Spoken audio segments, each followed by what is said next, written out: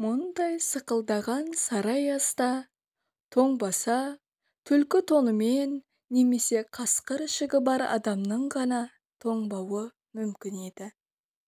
Ал алдар көсе жарықтық, шұрық тесік жаман тонмен күн сайын үсіп өле жаздайтын.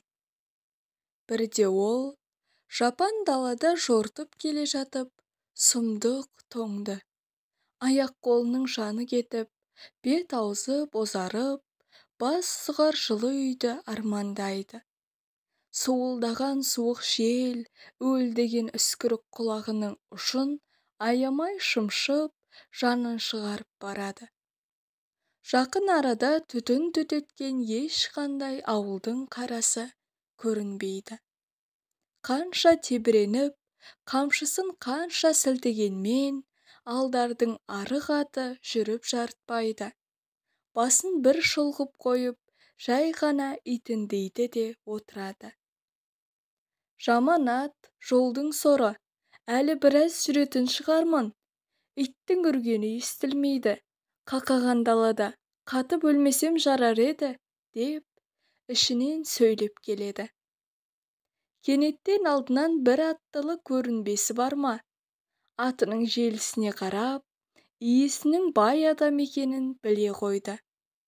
Буы бұрқырап, ысылап келе жатқан адамдай омырауын ашып тастап әндете бастады.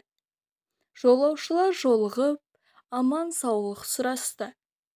Бай үстіндегі түлкі ішіктің өзінен тоңып, бүрсең қағып келеді.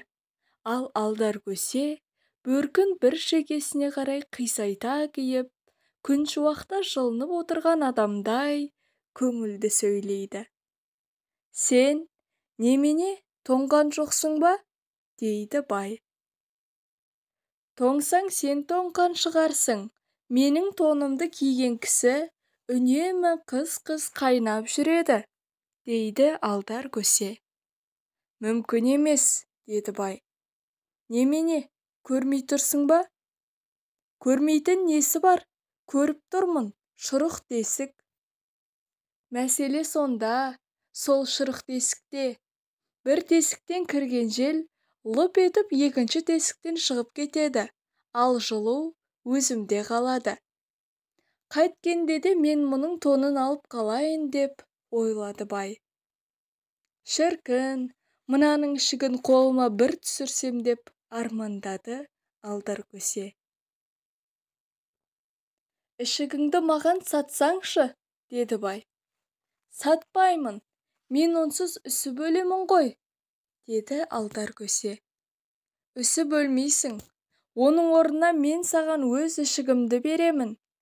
Ол да сондай жылы. Алдар көсе оның ұсынысын құлағына да ілмеген кісідей байға жоғарыдан қарайды.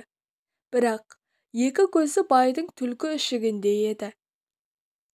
Ішігімді де берейін, үстіне ақша да қосайын, деп қызықтырады бай. Маған ақшаның қажеті жоқ. Ақша орнына атыңды берсең, ойланып көрер едім. Қуанғаннан бай бірден келісе кетті.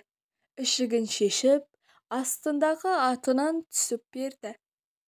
Алдар көсе байдың ішігін киіп, байдың жүйрігіне мініп, ысқырған желмен жарыса жөнелді. Енді алдар көсеге бір ауылдан бір ауылға барып тұру онша қиын емес. Астында ұшқыр ат, иығында жылы ішік, кез келген үйде одан мына керемет түлкі ішікпен жүйрік атты қайдан алдың деп сұрайды. 77 жыртығы, 78 жамауы бар тонға айырбастап алдым.